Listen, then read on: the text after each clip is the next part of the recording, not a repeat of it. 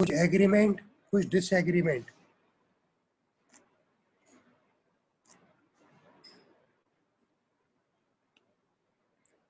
Now, these are the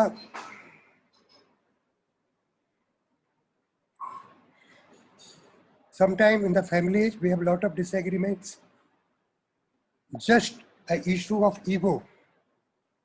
तो ego में बड़ा अच्छा शिव जी की एक प्रेयर है, शिव जी का एक इंस्ट्रक्शंस है जो भगवान शिव ने सती को इंस्ट्रक्शन दी थी। उसमें बताया था तथापि शिक्षा, तप, धन, सौंदर्य, यौवन और कुलीनता, ये 6 गुण अत्यंत उच्च होते हैं, किंतु जो इनको प्राप्त करके मदान यानी कि मद हो जाता है, वो इस प्रकार वो सत ज्ञान खो बैठता है, वो महापुरुषों की महिमा को स्वीकार नहीं कर पाता।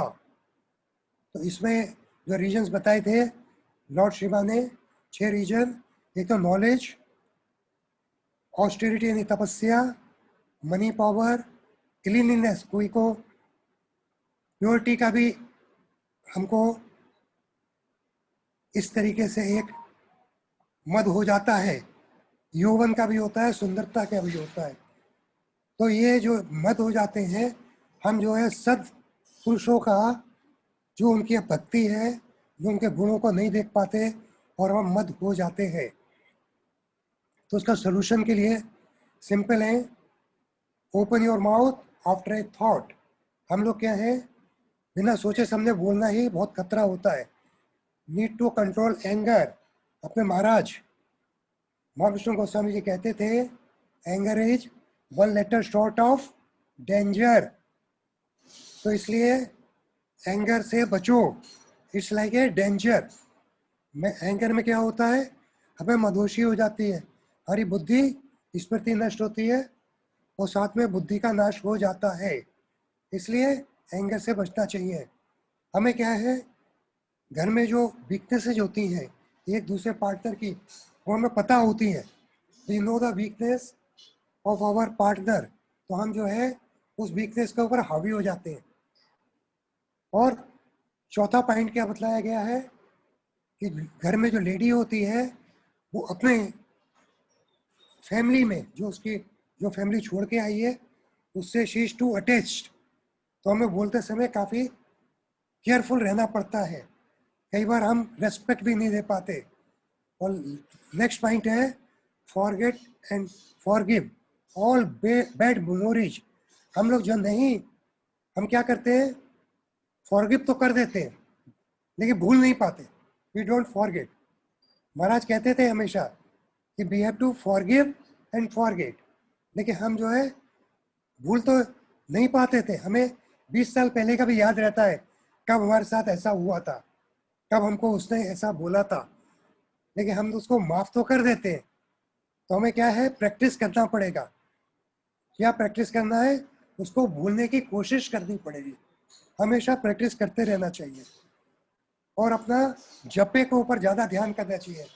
4 रेगुलेटिव प्रिंसिपल एंड अपना 16 माला जप अगर हमने पूर्तिया कर लिया तो हम इन चीज़ों में बच सकते हैं। एंड सेकेंडली, आप अगर भक्ति कर रहे हैं, अपनी फैमिली को फोर्स नहीं कर सकते भाई भक्ति करो। वो हमको देखकर हमारी सेवा से वो अपना भक्ति में आ जाती है। हमें सेवा करते रहना चाहिए। कुछ मल्टीपल सिनेरियो मैंने बनाए थे। जनरली फैमिली में जो इश्यूज आते हैं, sometime we find toxic people, यानी जहरीले पीपल, जहरीले अपनी लाइफ में हमारे आ जाते हैं। तो उनको क्या करना चाहिए, जो शुद्ध भक्त होते हैं उन्हें तो मालूम है जहरीले भक्तों को कैसे शुद्ध किया जाए। हम लोग अभी भक्ति में अग्रसर हो रहे हैं, भक्त नहीं है, कोशिश कर रहे हैं भक्ति करने की।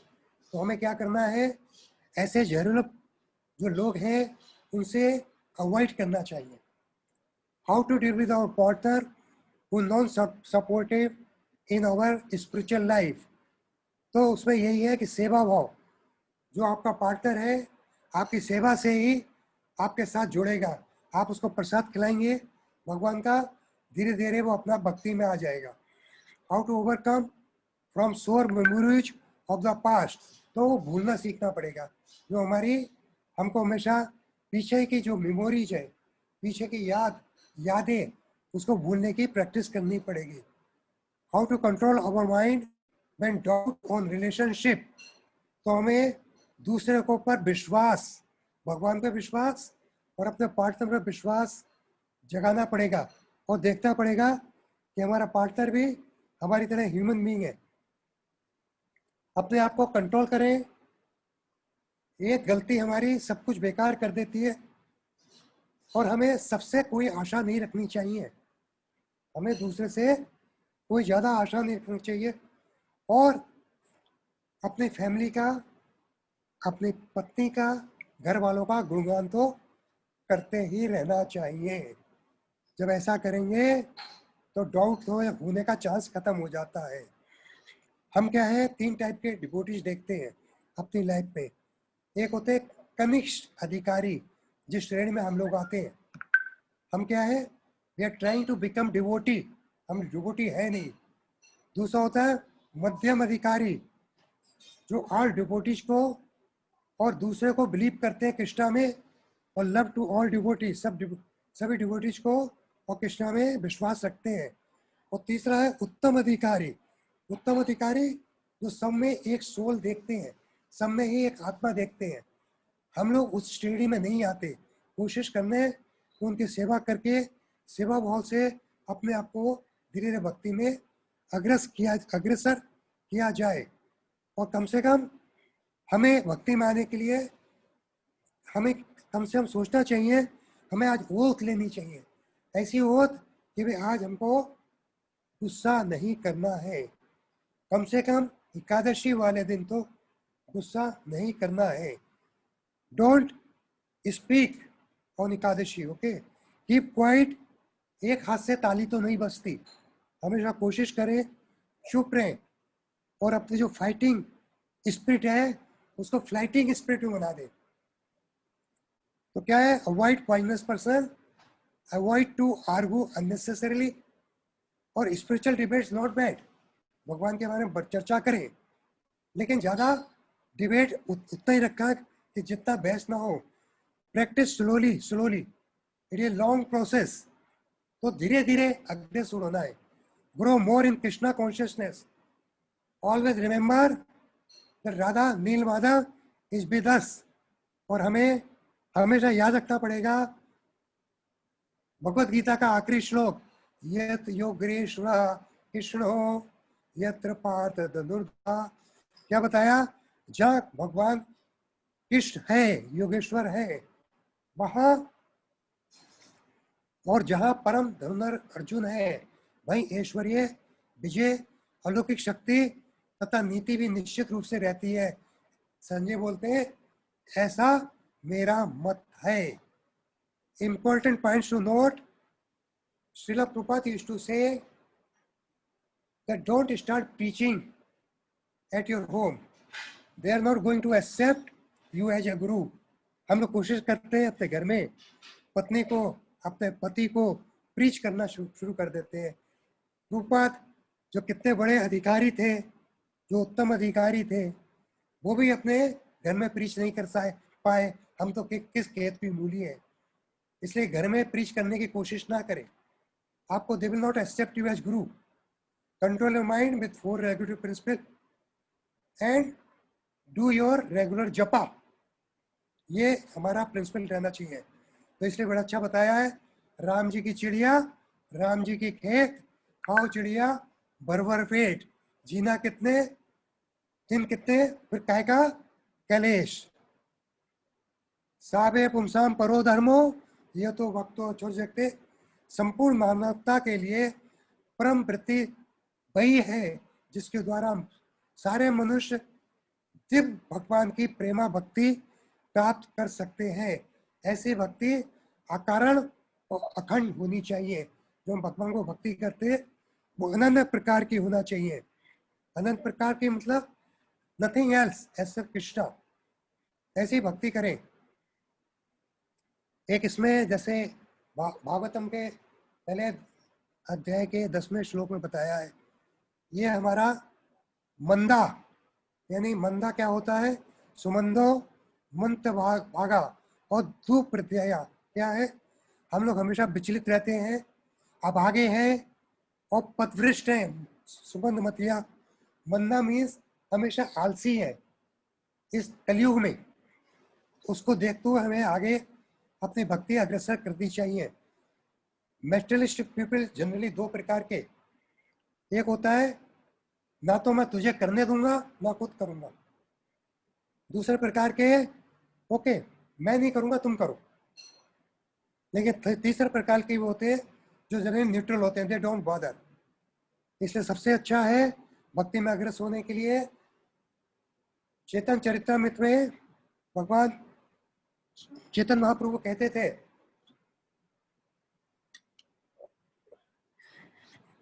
नाचो गाओ भक्त संगे कर संगीत कर संकीर्तन कृष्ण नाम उपदेशी तारा सर्व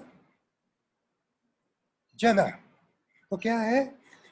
नाचो गाओ, उनके गुरुदेव ने उनको बताया था आदि लीला में 7वें अध्याय के 92 श्लोक है, नाचो गाओ हमेशा याद रखो। हमें हमेशा भक्ति में अग्रसर रहने के लिए नाचो गाओ भक्त संगे कर संकीर्तन, और हमेशा संकीर्तन करते रहना चाहिए। होता क्या है, जब कीर्तन होता है हम बहुत सीनियर हो जाते हैं, सोचते हैं ये नाच है ये जूनियर जो अभी कनिष्ठ अधिकारी उन्हीं के लिए है। अब तो हम सीनियर हो गए, हमको नाचना नहीं है, हमको गाना नहीं है, हमें खड़े होकर देखते रहना है। लेकिन होता क्या है, अपने चेतन महाप्रभु नाचते थे, हरे कृष्णा कृष्णा कृष्णा हरे हरे, हरे राम राम राम हरे हरे। तो हमेशा ये ख्याल रखना चाहिए, हमें संकीर्तन जब भी हो रहा है, कीर्तन जब भी हो रहा है, कोशिश करें कि हमेशा साथ में डांस भी करते रहे, डांस सिंग एंड भक्तों का संग हमेशा संकीर्तन करते रहना चाहिए।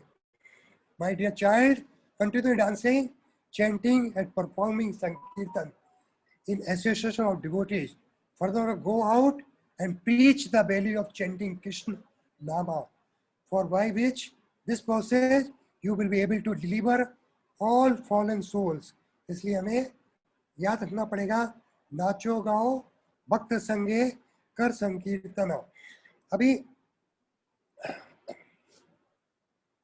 मैं थोड़ा सा लेना चाहूंगा, जहरीले लोगों के बारे में बताया था कि हमें जहरीले लोगों से सावधान रहना चाहिए। हमें मालूम उसके अंदर आत्मा है, इसका मतलब ये नहीं है कि सांप है उसको गले लगा ले। अच्छा है कि वो हमें मालूम है डंक मारेगा ही मारेगा, सांप की क्वालिटी आप चेंज नहीं कर सकते। कोई भी अपनी जो क्वालिटीज हैं वो चेंज करना बहुत आसान नहीं है, हमें क्या प्रैक्टिस करनी पड़ती है, और प्रैक्टिस करते करते ऐसे जहरीले लोगों से बच के रहना चाहिए, हमेशा दूर रहना चाहिए। अभी हमारा पार्टनर जहरीला है, कम से कम रावण तो नहीं है, कंस तो नहीं है, ये सोच के चलना चाहिए। मंदोदरी ने और द्रौपदी 5 पति होते हुए कैसे रहती रही, ये सोच के सेवा भाव से हमें ये नहीं आग लगने पर भी कुआं खोदें, हमें जो है पहले से तैयारी करके रखनी पड़ती है। अभी थोड़ा सा मुझे याद है महाराज कहते थे ये टंग जो है ये स्लॉटर हाउस, और हमें इसको किस तरीके से प्रयोग करना चाहिए, ये हम जो है ये टंग जो है फाइट भी करा सकती है और मित्र भी बना सकती है। तो आपको हमेशा ख्याल रखना पड़ेगा, इसको इस्तेमाल करने से पहले हमेशा ताना देने से बचना चाहिए। सबके हस्बैंड ऐसा करते हैं तुम क्यों नहीं करते, ये जनरली नॉर्मल ऐसा ताना सुनने को मिलता है। भाई मैं भी सबसे प्रेम से ही बोलता हूँ, तो ऐसा अपने ध्यान में रहना चाहिए। जीवन से अपने जीवन से निगेटिविटी कैसे हटाई जाए ये भी सोचना चाहिए। भगवान की भक्ति में अग्रसर होइए, निगेटिविटी अपना भी जो हमारे जीवन की जो निगेटिविटी अपना आप खत्म हो जाएगी। और भक्ति भी कौन से, विदाउट रुकावट करते रहना चाहिए।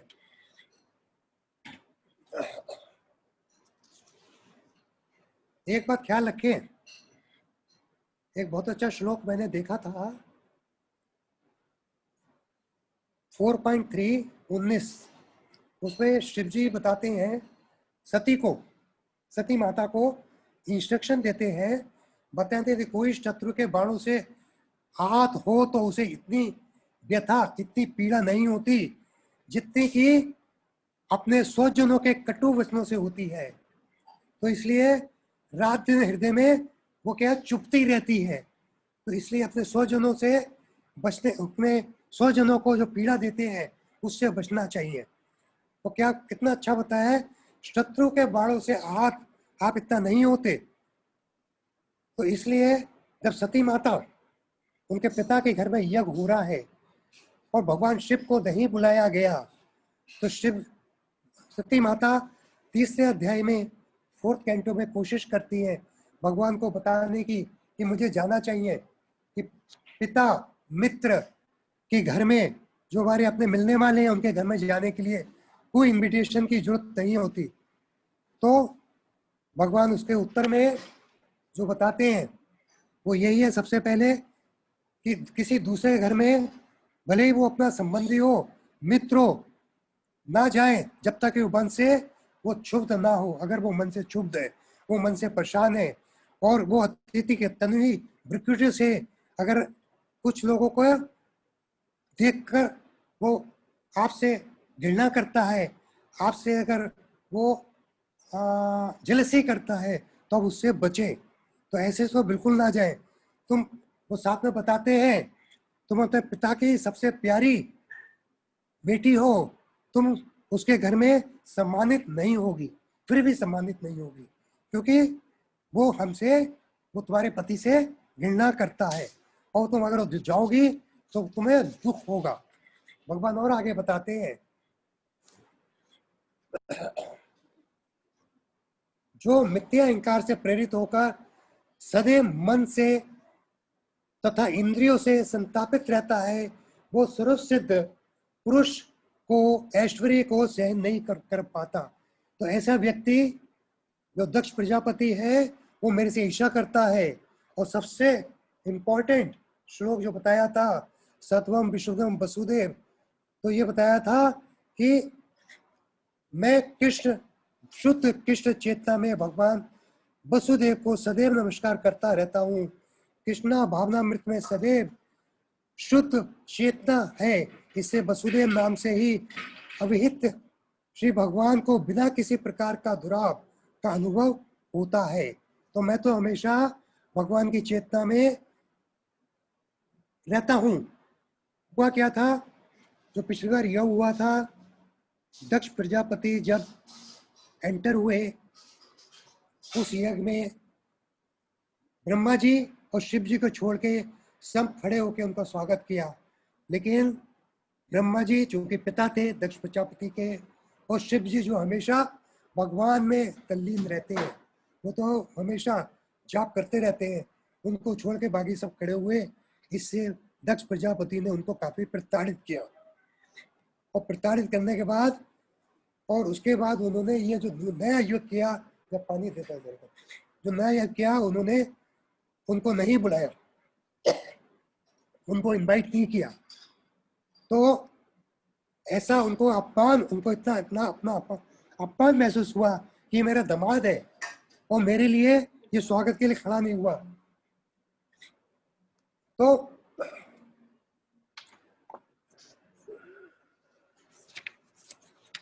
पानी दे देगा। लेकिन हमारी सती माता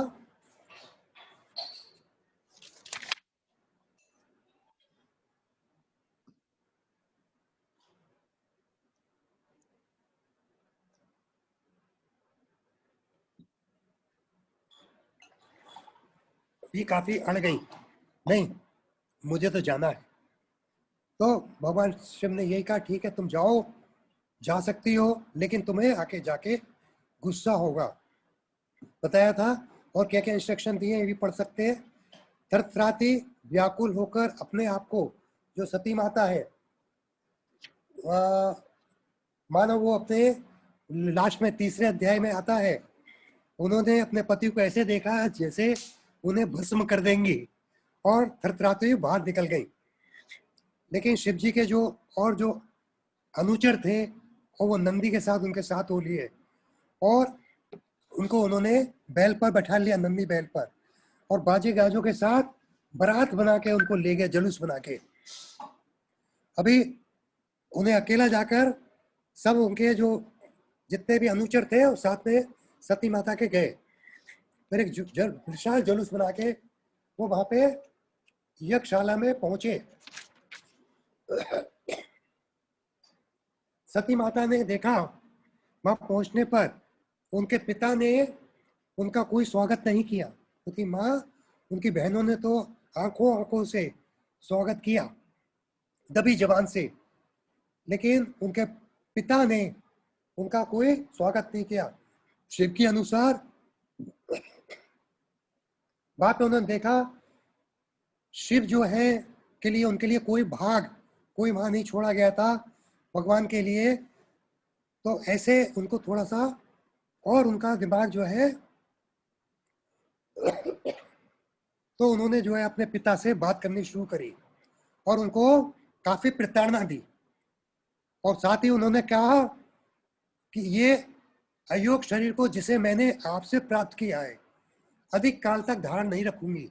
आपने एक ऐसे पुरुष को, जिनके चरणों में चढ़ाए गए फूलों को, क्या बोलते हैं, भगवान शिव के चरणों में चढ़ाए गए फूलों को जो ब्रह्मा जी सम्मानित से अपने सर पर रख के धारण करते हैं, आपने ऐसे पुरुष के, ऐसे शिव को द्वेष करके घोरतम अपराध किया है, यानी घोर अपराध किया है। तो शिव जी हमेशा शुद्ध हैं, आपके अतिरिक्त और कोई उनसे द्वेष नहीं करता। आप और आपके ये चेले चपाटे यहाँ पर है, अगर भगवान शिव के चरणों का अपराधी, मेरा शरीर दुर्भाग्यवश इसमें आपसे उत्पन्न हुआ है, इसलिए मैं इसको त्याग करूंगी। और मुझे लज्जा आ रही है कि मैं आपकी पुत्री हूँ। काफी करके उन्होंने ऐसा प्रताड़ना करके और भूमि पर उत्तर दिशा का मुंह करके बैठ गई और अपने प्राण वायु को ऊपर खींच के अपने नाभि में स्थिर किया, फिर धीरे धीरे और खींच के हृदय में लाए और उस पर खींच के वो पलकों के बीच भ्रुकुट में लेके आ गई, और फिर धीरे धीरे उन्होंने अपने एक योग के माफक अपने शरीर के अंदर अग्नि उत्पन्न करके अपने शरीर को त्याग कर दिया। उनके पिता चाहते तो उनको रोक सकते थे, लेकिन नहीं रोका।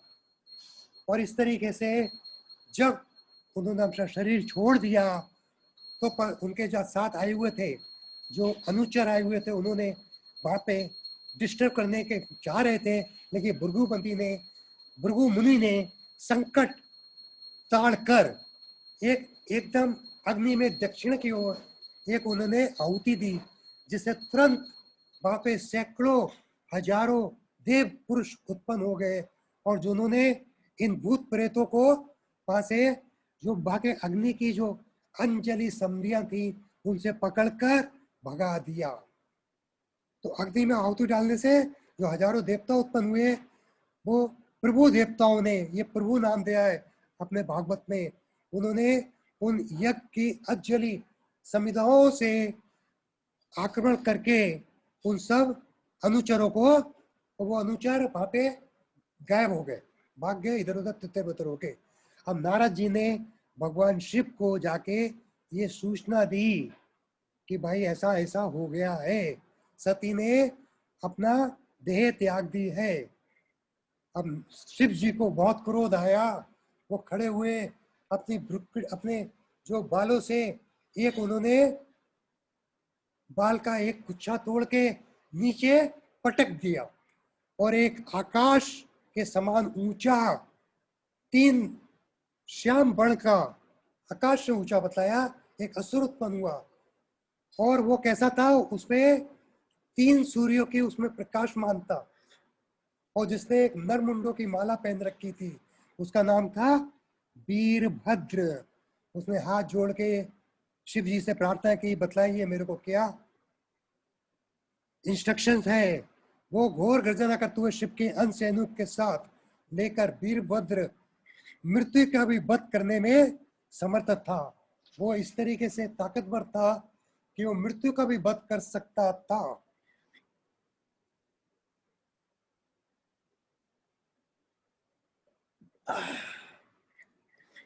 शिव के अनुचर मणिमान ने भृगु को बंदी बना लिया। अब क्या हुआ, वो लोग यज्ञशाला में गए और कई अनुचर भी उनके साथ, शिव जी के सैनिक उस असुर जिसका नाम बताया गया था वीरभद्र के साथ वहां पहुंच गए और पूरे यज्ञ को तितर बितर कर दिया, सबको मारा पीटा। और शिव के अनुचर चंडेश ने पूषा को बंदी बना लिया, नंदीश्वर में भक्त देवता को बंदी बनाया और साथ ही साथ प्रजापति को वीरभद्र ने पकड़ लिया। वीरभद्र ने भृगु मुनि के मूछे नोच डाली। वो मूछों को ताज दे रहे थे ना, जब भगवान की भर्सना चल रही थी, जब शिव जी की भर्सना करी जा रही थी, तो भृगु मुनि अपनी मूछों को ताज दे रहे थे, मूछे खींच ली। और साथ ही दक्ष ने पूषा दोनों के दांत तोड़ दिए। पूषा और दक्ष के दोनों के दांत तोड़ दिए। पूषा मुनि और दक्ष अपने दांत दिखा रहे थे। वीरभद्र ने दक्ष की बाद में गर्दन काट के और अग्नि में कुंड में डाल दिया उनका सर। इस तरह से दक्ष प्रजापति का संहार कर दिया। उसके बाद अगले अध्याय में ब्रह्मा जी और देवता लोग मिलकर कैलाश पर्वत पर जाते हैं भगवान से प्रार्थना करने, शिव जी से प्रार्थना करने। यहाँ पे बड़ा अच्छा कैलाश पर्वत का बहुत अच्छा मनोरम वर्णन किया है भागवत में कि कैलाश पर्वत कैसा था, स्वर्ग से भी सुंदर, जहाँ पे विभिन्न जड़ी बूटियों तथा वनस्पतियों से भरा पड़ा है, जहाँ पर मनुष्य किन्नर व गंधर्व खिलाते हैं। वहाँ के जो मनुष्य है किन्नर व गंधर्व खिलाते हैं, जो अपनी सुंदर स्त्रियों के साथ वहाँ पे विचरण करते हैं, रहते हैं, और ये सुंदर पत्नियां उनकी अप्सराएं खिलाती हैं। बहुमूल्य मणियों तथा खनिजों से भरा हुआ है ये पूरा कैलाश पर्वत। हिरणों से शोभामायन है, अनेक झरने, गुफाएं और मोतियों और योगियों की सुंदर पत्नियां रहती हैं। सदैव भोरों की मधुर ध्वनि, भोरों के गुंजान गूंजती रहती है।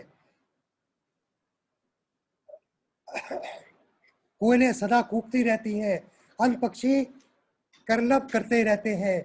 वहां पे अलकंदा नाम की एक छोटी सी झील है जहाँ पे सती हमेशा स्नान करती थी। उसमें सुंदर खुशबू आती है, बहुत सुंदर महक आती है झील से। एक बट वृक्ष है जिसके नीचे हमारे शिव जी बैठ के ध्यानमग्न रहते हैं। उस बट वृक्ष का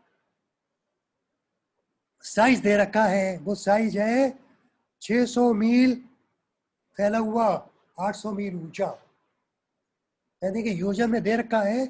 और उसमें कन्वर्ट करके देखेंगे तो उस बट वृक्ष का साइज है 800 मील ऊंचा और 600 मील तक फैला हुआ है।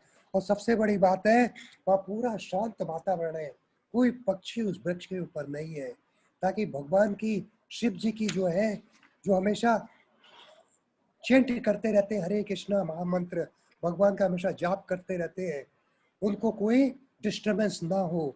तो ऐसे बट वृक्ष के बारे में बताया है।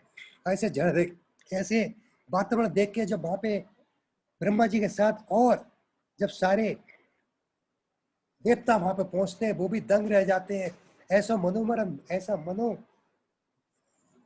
वातावरण देख के कि कैलाश पर्वत का किस तरीके से कितना सुंदर वर्णन कर रखा है। फिर जब ब्रह्मा जी वहां जाते हैं, उनको देखकर शिव जी खड़े होकर पहले उनको प्रणाम करते हैं और उसके बाद फिर ब्रह्मा जी उनसे प्रार्थना करते हैं और प्रार्थना करके उनको कहते हैं कि भाई जो हुआ वो गलत हुआ, अभी दक्ष प्रजापति को जीवित करना है। वो प्रजापति है, वो 12 महाजनों में से एक है। अभी उन्होंने कहा, शिव जी ने, मैं अभी उनका सर तो अग्नि में चला गया, मैं उनको बकरे का सर दे दूंगा और बाकी लोगों को भी जिनका वो जबान चली गई दूसरे से, जिनके दांत नहीं है अब अपने दूसरे शिष्यों के द्वारा खाएंगे, जिनके आंखें नहीं है वो दूसरे शिष्यों से देखेंगे। और इस तरीके से शिव जी वहाँ पे यज्ञशाला में फिर से जाते हैं, जो पुराना जहाँ पर की सती ने देह त्यागी थी, वहाँ जाके वहाँ पे फिर दक्ष प्रजापति को एक बकरे का सर दिया जाता है। अब दक्ष प्रजापति भगवान शिव की से प्रार्थना करता है और भगवान शिव से उनकी महिमा के बारे में गुणगान करता है। अभी उसे पता लग गया कि भगवान शिव का क्या महिमा है, भगवान शिव की क्या पावर है। इस तरीके से अगर हम देखें कि हमें भी इससे क्या सीख मिलती है कि हमें किस तरह से अहंकार, जो 6 प्रकार का शिव जी ने बताया है, उससे बचना चाहिए। ऐसा अहंकार, देखिए अहंकार भी 2 प्रकार के हमारे शास्त्र में बताए हैं, एक अच्छा और एक बुरा। देखिए अच्छा, अगर आपको गुस्सा आता है तो भक्ति के लिए, भगवान के लिए अगर आपको कुछ करना है, अर्जुन ने भी गुस्सा किया था, अर्जुन ने भी काफी कत्लेआम किया, लेकिन वो भगवान की सेवा थी। लेकिन साथ ही हमको इन जो व्यर्थ के अहंकार है, जो हमको फॉल्स ईगो है, उससे बचना चाहिए। हमें कोशिश करना चाहिए ऐसी फॉल्स ईगो से बचे और हमेशा सब भक्तों का मिल बांट के रहना चाहिए और हमको कोशिश करना चाहिए सबकी सेवा करें। आप अक्सर देखेंगे फैमिली में, छोटी फैमिली में, जो पति शराब पीता है, पत्नी परेशान है, पति क्यों शराब पीता है कि पत्नी से परेशान है। अरे छोटी छोटी बातें हैं, आप खुद ही देखें ऐसा क्यों नाश कर रखा है। एक बार नानक देव जा रहे थे साथ में, वहां पे एक शराब खाना था, शराब के मालिक नानक देव से कहा, आओ महाराज आके घूंट लगा जाओ, खूब नशा आएगा, 5-6 घंटे तक होश नहीं रहेगा। नानक जी बोले, भाई मैंने तो ऐसा नशा कर रखा है जो कभी उतरता ही नहीं है, मेरे तो भगवान का नशा है, मुझे और क्या चाहिए। तुम्हारा तो नशा 6 घंटे रहेगा, 5 घंटे रहेगा, फिर पियोगे फिर रहेगा, तो मैंने तो ऐसा नशा कर रखा है जो कभी उतरता ही नहीं है। तो ऐसा नशा करो जो हमेशा भगवान का बारे में आप गुणगान करते रहो, नाचो गाओ, भक्त संगे कर संकीर्तन। और हमें हमेशा ख्याल रखना चाहिए कि हमेशा भगवान का अपने विचरण, भगवान के ख्यालों में विचरण करते रहना चाहिए। तो ऐसे ही एक बार प्रभुपाद अपने कुछ शिष्यों के साथ वृंदावन जा रहे थे, एक शिष्य ने बहुत सारी पुस्तकें अपने साथ रखी। प्रभुपाद ने पूछा, ये इतनी सारी 15-20 पुस्तक क्या करेगा। शिष्य बोला, मैं वहां पढ़ूंगा। तो प्रभुपाद ने उसको इंस्ट्रक्शन दी, जो गुरु कहे वही करो, कल तुम्हें सब पढ़ के तुम कहने लगोगे, समझने लगोगे, तुम्हें अहंकार हो जाएगा कि तुम तो गुरु से भी ज्यादा जानते हो। तो जो गुरु हमें जानता है कि आप कितने आप पानी में हो, तो उतना ही करो जितना गुरु आपको कहे। इसलिए मैंने जो आपको बताया है, जैसे चेतन चरित्रामृत में महाप्रभु के गुरु ने उनको बताया था, तो महाप्रभु केशवानंद को भी यही बोलते हैं कि मेरे गुरु ने मुझे बताया है कि मुझे मूर्ख हो, तुम मूर्ख हो। वही 7वें चैप्टर में 72वां श्लोक है, तुम मूर्ख हो और तुम्हें कोई भी कुछ नहीं पढ़ना है, तुम्हें सिर्फ हरे कृष्णा का महामंत्र करते रहना है। तो अपने आप को मूर्ख कहना यह भक्ति की एक बहुत बड़ी परिकारणा है। भक्ति में अग्रस होता है, हमारा भक्त झुक जाता है। मुझे याद है एक बार स्वयं स्फूर्ति प्रभु बता रहे थे क्लास में, हमारे अबू धाबी वाले, अगर आपके पास जेब में 100 रुपए है तो आप दूसरों को 5 या 10 रुपए दे सकते हैं। आपके जेब में कुछ नहीं है, आप कुछ नहीं दे सकते। इसी तरह अगर आपके पास सेल्फ रेस्पेक्ट है, अगर आपके पास जेब में, अगर आपके अंदर रेस्पेक्ट है, तभी आप दूसरों को दे सकते हैं। और रेस्पेक्ट कैसे आती है, त्राणपि सुनीचेना तरोरपि सहिष्णुना अमानिना मान देना कीर्तनिया सदारी। हमेशा अपने आप को जमीन पे पड़े तिण के समान, तिनके के समान समझे और वृक्ष से भी ज्यादा शैगुण अपने वृक्ष से भी आगे झुके। हमारे अंदर तो जब कोई थोड़ा सा ज्ञान आ जाता है तो हम तो अपने आप को तीस मार का समझने लगते हैं। तो हमेशा झुके रहना सीखना चाहिए। ऋणपि सुनिचे ना, करोरपि सहिष्णुना, अमानी ना मान देना। हमेशा दूसरे को मान दे और दूसरे से मान की आशा ना रखें। ऐसी स्थिति बनाए कि दूसरे से हमें मान कि हमें इस सोचे भी नहीं, और किसी भी तरीके से हमेशा दूसरों को मान देना। और भगवान के नाम हमेशा हरि हरे कृष्णा कृष्णा कृष्णा हरे हरे, हरे राम राम राम हरे हरे जपते रहे भगवान का नाम। और हमेशा अपने आप को बहुत ही क्षीण तुच्छ मान के आगे बढ़े। हमेशा ऐसा सोचे ही नहीं मेरे को काफी ज्ञान है। जब इतना बड़ा चेतन महाप्रभु जो भगवान के, जो खुद एक स्वयं भगवान है, वो अपने आप को कहते हैं मैं मूर्ख हूं, तो हम किस श्रेणी में आते हैं? हमारी स्थिति कहां पर है? तो हमें उस स्थिति को ख्याल रखते हुए कि हम ऐसे कनिष्ठ अधिकारी हैं, ऐसे कनिष्ठ अधिकारी जो हमेशा अपने आप को छोटा समझते रहे, दूसरों को अपमान देते रहे कि बुरा देखा मैं गया, बुरा ना कोई, हमेशा ये बुरा मिला ना कोई। हमेशा जब ये स्थिति अपनी रहती है तो मालूम हुआ मेरे से ज्यादा कोई बुरा कोई इस संसार में नहीं है। तो इसीलिए हमें दूसरों को हमेशा इस श्रेणी में सोच के रखना पड़ेगा कि बाकी सब मेरे से ज्यादा जानते हैं। मैं तो जो भी बोल रहा हूँ ये सब मुझे यहाँ से और वहां से और मेरे जो शिक्षा गुरु और जो मेरे सीनियर्स डिवोटी हैं उनसे मिला है, वही मैं आगे आपको बता रहा हूँ। तो इसलिए फैमिली में भी आपको एक कृष्णा की एक फैमिली बना के रखना पड़ेगा। हमेशा अपना अहंकार बिल्कुल दबा के रखें, अपना गुस्सा बिल्कुल भी, कुछ भी आप शब्द बोलने से पहले 4 बार सोचें। मुंह बंद रखें, बंद मुंह रखने से काफी, आपको देखिए एक हाथ से ताली तो नहीं बजती। आप चुप रहेंगे, दूसरा कितनी देर बोलेगा? तो हमें वैष्णव फैमिली की तरह बिहेव करना है।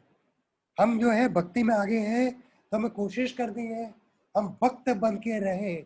दूसरे को भी अगर आपको अपनी भक्ति में लाना है तो सेवा, देखिए हम बच्चों की सेवा करते हैं, बच्चों की सेवा करते हैं, अपने पति की सेवा करते हैं, हम हमेशा सेवा करते हैं, अपने सीनियर की सेवा करते हैं, सेवा करते ही रहते हैं ताकि भक्ति उसी तरह से अग्रसर होती है और सेवा करने से ही प्रेम बढ़ता है। देखिए जब माँ बच्चे की सेवा करती है, पति की सेवा करती है तो प्रेम अपना अग्रसर होता है।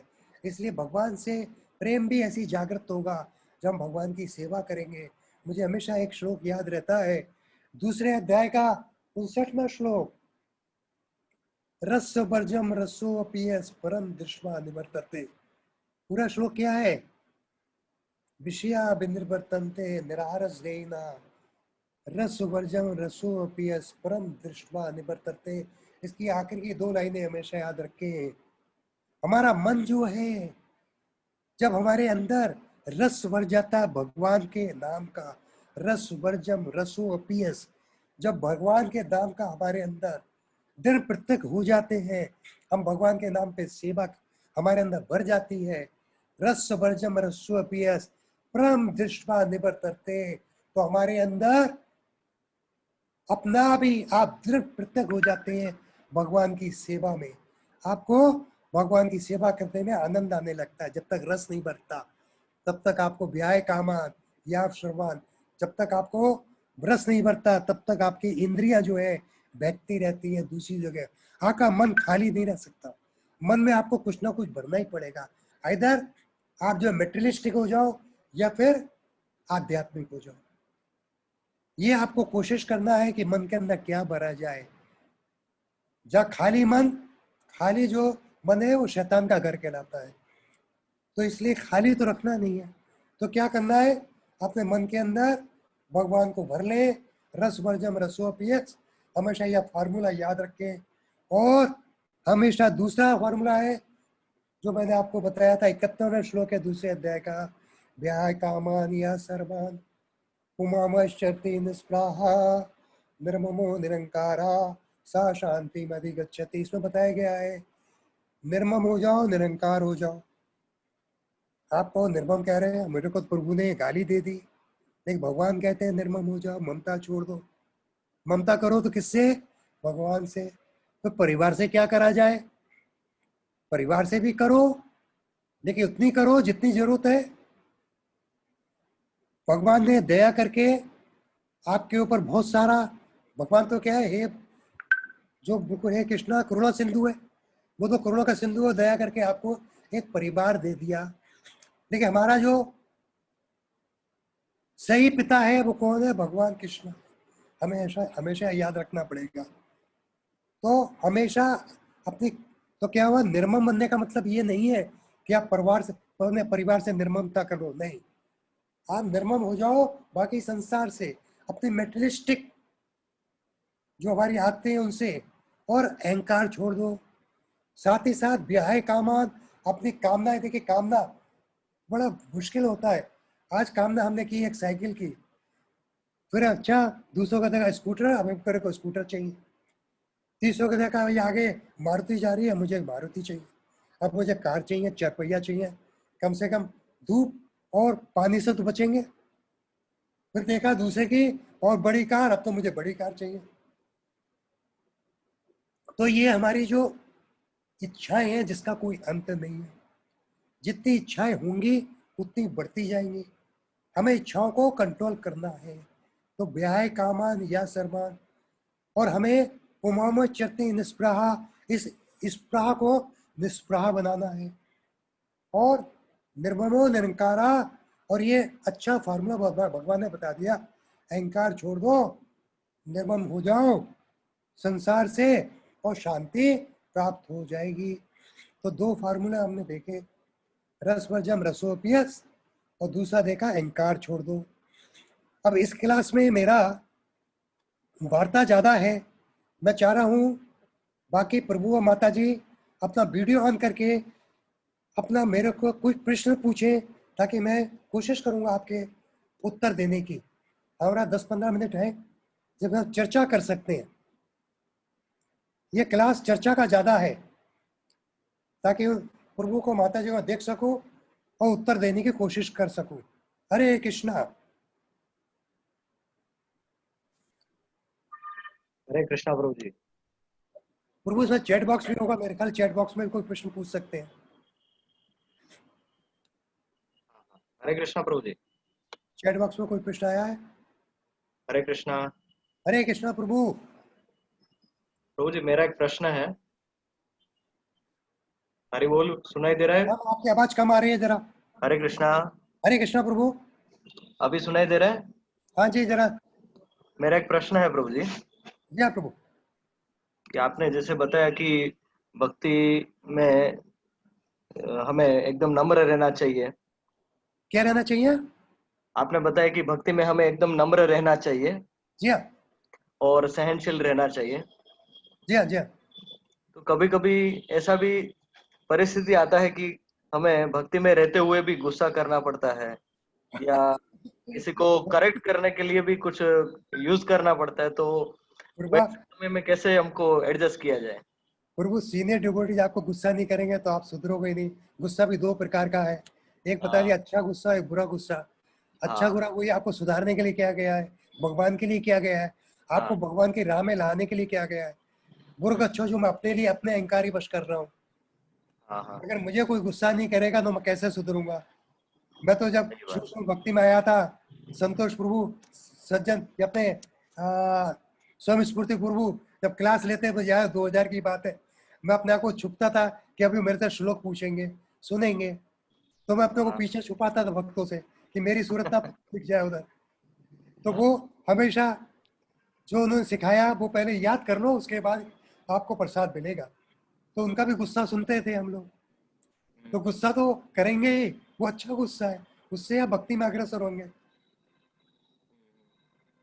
ठीक है प्रभु। थैंक यू प्रभु। और कोई? प्रभु जी माता जी हरे कृष्णा। प्रश्न तो बहुत होते हैं, आप चैट बॉक्स में भी डाल सकते हैं, सामने आकर भी पूछ सकते हैं। हरे कृष्णा प्रभु जी। हरे कृष्णा। हरे कृष्ण प्रभु। धन्यवाद प्रणाम। दंडोत प्रणाम प्रभु जी। यस प्रभु। प्रभु जी मेरा ये प्रश्न है यस प्रभु। कि आपका खुद का अनुभव क्या है, क्योंकि आप मैंने मेरे पास सुना है कि आप मंदिर में एक कमिटी में भी है आप, और बहुत सारे प्रश्न आपके सामने आते होंगे। जी हाँ तो आप लोग उस प्रश्न को किस एंगल से देखते हो? क्योंकि जैसे आपने प्रभु, आपकी लेक्चर आवाज में बहुत कहा कम आ कि रही है, हमको पता नहीं सहन क्यों। करना है। आपकी आवाज बहुत कम आ रही है। नहीं, मैं आप ठीक से सुन नहीं मंदिर पा में रहा। कमिटी में है। हाँ जी, मैं यहाँ मंदिर कमेटी में हूँ। तो आपको भी बहुत सारे प्रश्न वहां पे आते होंगे, आपके सामने बहुत सारे प्रश्न आते होंगे। बिल्कुल सही प्रभु।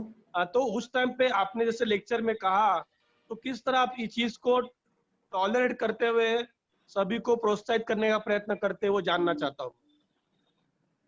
प्रभु जो प्रश्न आते हैं, मैंने उसी वही सीनियर बनाया था कि कौन कौन से प्रश्न जनरली होते हैं फैमिलीज में।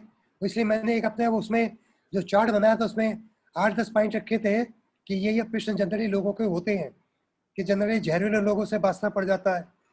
हमारा जो दूसरा पार्टनर है वो हमको भक्ति में सपोर्ट नहीं करता, तो क्या करा जाए, वो मैंने उसमें लिया था कि कैसे उनको सुधारा जाए। तो वो ये था कि हमें सेवा करनी पड़ेगी, सेवा से ही प्रेम होता है, और उससे जब हम प्रसाद खिलाएंगे, जैसे हम भी प्रसाद खा के ही भक्ति में आ गए। नहीं तो हम तो बड़े नास्तिक हुआ करते थे, और हमारे सीनियर तो हमसे बहुत परेशान होते थे। हम तो बहुत प्रश्न पूछते थे कि हमें भगवान में विश्वास नहीं था, और उससे हम तो ऐसे प्रश्न पूछते थे, हमें भी अब शर्म आती है उसको पूछते हुए, क्योंकि उस समय हम कृष्ण का को सुप्रीम लॉर्ड नहीं समझते थे। वो टाइम था जब धीरे धीरे भक्ति में अग्रसर होते हैं, आपको नई जानकारी होती।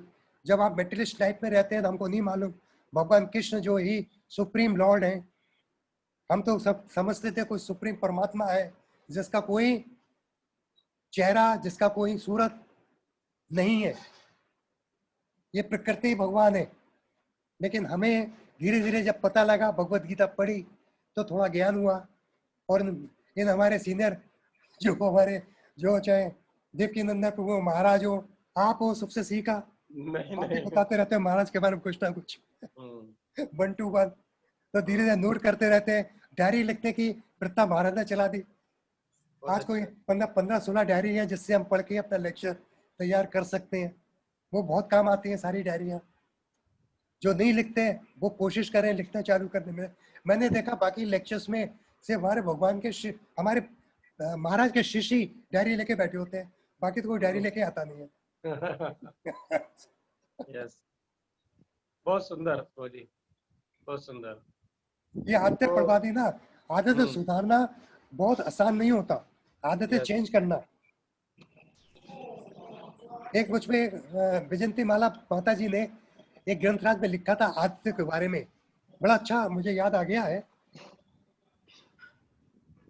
वो प्रसंग क्या था, एक माली फ्लोरिश जो है, और एक मछली मार, दोनों में मित्र हो जाते हैं, और उनमें काफी अच्छी मित्रता हो जाती है।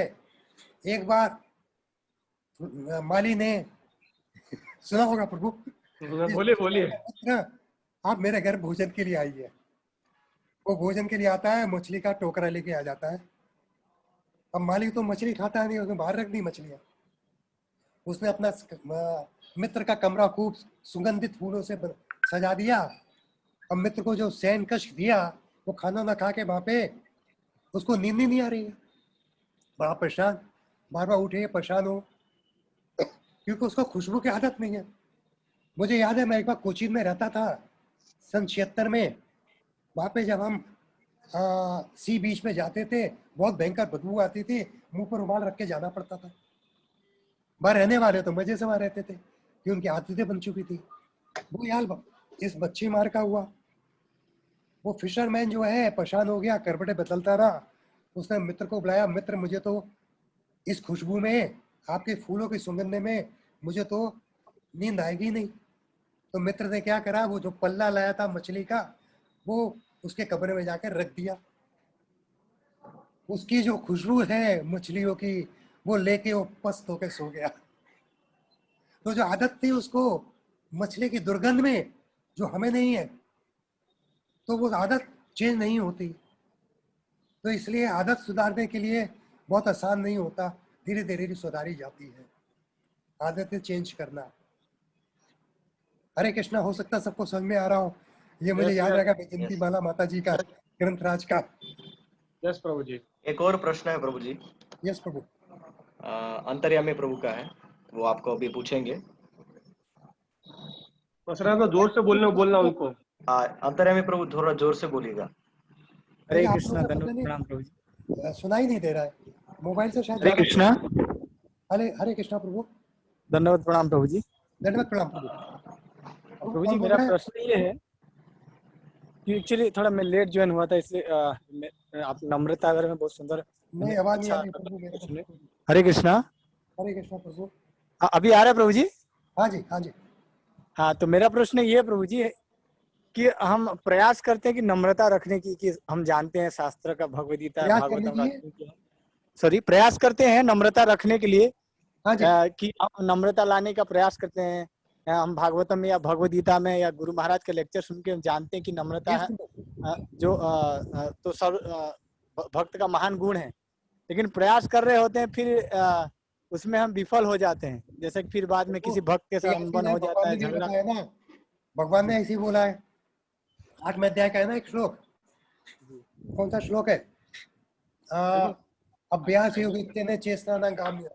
अभ्यास योग युक्तेन, अभ्यास करते रहो, भगवान को बीच में रखे, कीप प्रैक्टिसिंग प्रैक्टिसिंग प्रैक्टिसिंग, तभी आप चेंज कर सकते हैं अपने आप को जी। और आपका यही प्रश्न कुछ और है? नहीं, यही प्रश्न था प्रभु जी, यही प्रश्न था प्रभु जी। बहुत बहुत हाँ धन्यवाद। जी। सॉरी, मैं कुछ आपकी पूरी आवाज नहीं सुन पा रहा हूँ, इसलिए थोड़ा मुझे हरे तकलीफ कृष्णा, है। हरि बोल। अभी आ रहा है आवाज प्रभु जी? को आसानी हो जाएगी। हरे कृष्णा। मोबाइल में आसानी से आ जाएगी, कंप्यूटर में पता नहीं क्यों नहीं आवाज आ रही है। I am helpless. कोई बात नहीं प्रभु जी, तो हम लोग हमारा ये शाम का चर्चा सत्र यहाँ पे पूर्ण करेंगे। और हम धीरज कृष्णा प्रभु जी को धन्यवाद देते कि बहुत सुंदर उन्होंने प्रैक्टिकल गाइडेंस दिया आज के विषय पे। और कल हमारे साथ जुड़ जाएंगे सूरज कृष्ण प्रभु फ्रॉम ऑकलैंड, न्यूजीलैंड, और उनका चर्चा का विषय कल शाम को, उनका विषय है anger the gateway to hell, गुस्सा नर्क का रास्ता, गुस्सा नर्क का रास्ता। तो कल हम लोग कल हम मिलेंगे वापिस। हरे कृष्णा प्रभु। हरे कृष्णा सभी लोगों को, हरे कृष्णा। और हम लोग एक बार हरे कृष्ण महामंत्र बोल के कंप्लीट करेंगे ये I'm चर्चा। able to listen. If any more questions are there, Prabhu 5 minute और दीजिए लोगों को। I'm able to listen on my mobile. No, don't worry. If anybody have any question, I will SMS you. Okay Prabhu. Okay. हरे तो कृष्ण। हम लोग यहाँ हरे कृष्ण महामंत्र बोल के कंप्लीट करेंगे।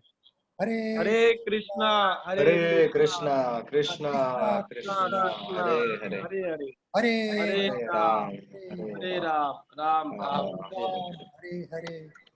सबको धन्यवाद प्रणाम।